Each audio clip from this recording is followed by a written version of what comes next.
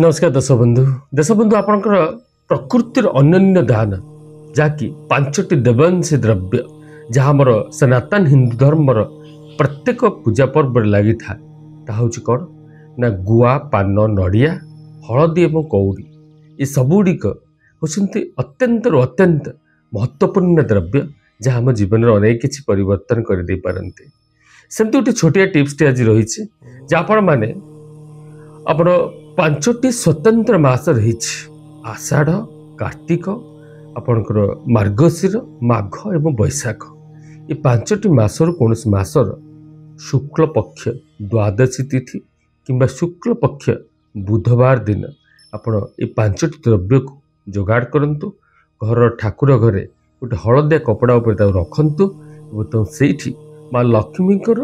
सम्मुख रखिबे लक्ष्मी को समर्पण करेंगे सेगुड़ी को पूजा सरवा पर अपन यथासंभव पुटुली बांधि नहीं टंका रखुता आलमारी रखिदेवे।